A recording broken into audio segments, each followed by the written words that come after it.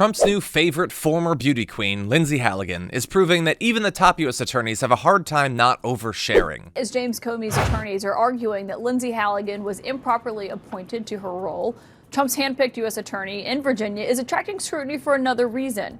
Lindsey Halligan reportedly spent some 33 hours on and off during a recent weekend texting with a reporter.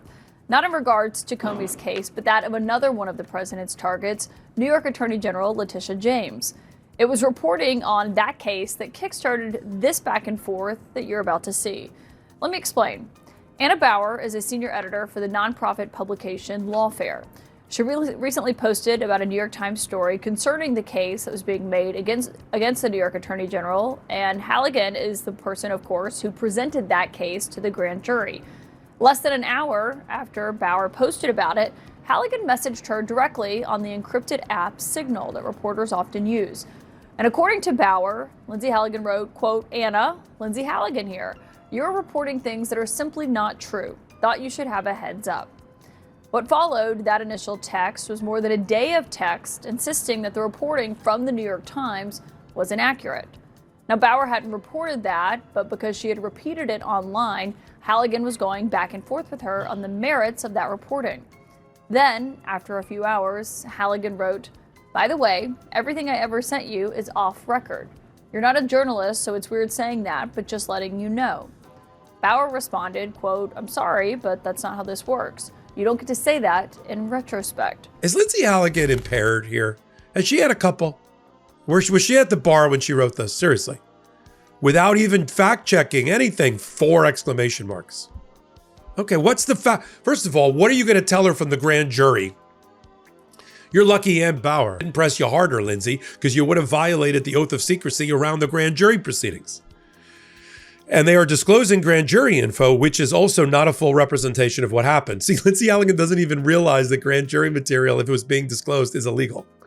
I guess I expect them to do that, but I was surprised by you running with it. I guess she's a fan from their meeting at the Breakers Hotel. All right. And Ann Bower stays on the horse, stays on the Bronco. I think I made it clear. Ann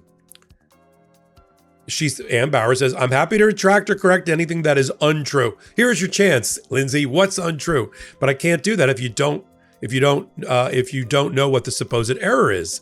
What can you be more specific? This is now her 4th attempt to find out, why are you contacting me? You're just criticizing posts that I'm making? So Halligan writes, "You're biased, Anna." Now it's more formal. Again, still on the record. "You're biased. Your reporting isn't accurate." One of the weird things about this interaction is this sense that on her part, which seems to go back to your first meeting, that, you kind of have to sit there while she whines about your integrity as a journalist. Like, she doesn't like the way you covered the stuff with her and Jim Trusty in Florida, and she doesn't like your tweets. She really doesn't seem to like you very much, Anna. I hope that doesn't bother you too much. Why? But yet she feels sort of intimate enough with you or connected enough to reach out. And so I'm just curious for your sense of what she thinks your relationship is. Ben, I honestly have no idea. Yeah, I don't want to over, speculate or psychoanalyze. So I honestly have no idea. I just can't speak to it. U.S. Attorney Lindsey Halligan was the only one to sign this indictment. Again, what do we know about how this came together? Yeah, that's right, Anna. That's our reporting. She was alone in the grand jury room, and she presented yesterday, for the first time, this case to a new grand jury. That is also our understanding from sources. And it just speaks to the unusual nature of how this case has been presented, very similar to the way the case against former FBI Director James Comey was presented.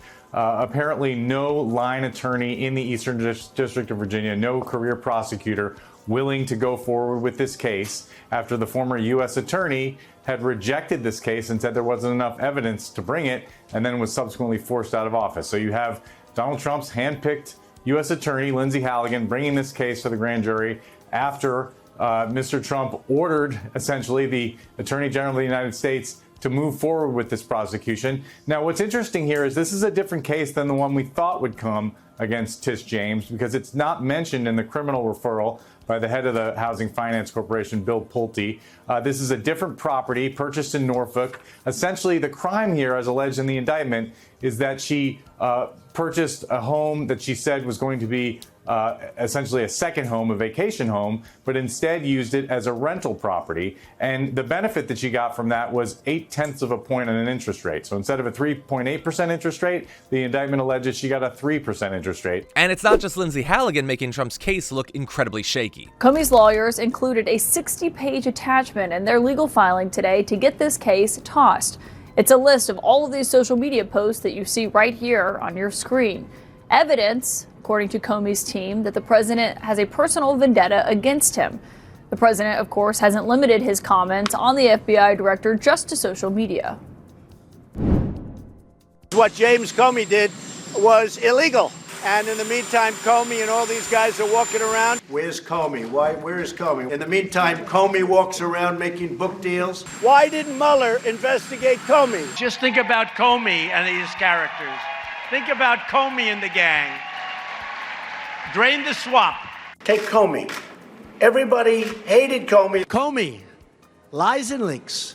He's a liar and he's a leaker. Comey's a liar and a leaker. George, there's a bunch of sort of weedsy details about how you can be a U.S. attorney or not. Now, the sort of general principle people know is that this is a Senate-confirmed position, importantly so. You get appointed by the president, you get confirmed by the Senate. In some emergency situations or interim situations, people can get named as actings. But there's like real, pretty settled like law tradition about who gets to do that. And it's really not clear that Halligan even can fill the role that she currently is in now. Yeah, she has no more authority than you or I or my two corgis to present an indictment to a grand jury in the Eastern District of Virginia. Donald Trump is drunk on power, but he's surrounded himself with yes men who seem completely unable or unwilling to tell him no. The fact that Lindsey Halligan seemingly decided to prosecute Letitia James on new charges with zero consultation whatsoever from the Attorney General Pam Bondi suggests that even Pam Bondi might have tried to put the brakes on. As dictatorial as Trump is acting, for now, laws in the court still exist in at least some form or another, and while his own team might play fast and loose with the Constitution, they still operate within a system that occasionally pushes back. What's more concerning is how normalized this behavior has become. None of us are surprised when he talks about denaturalizing Zoran Mamdani.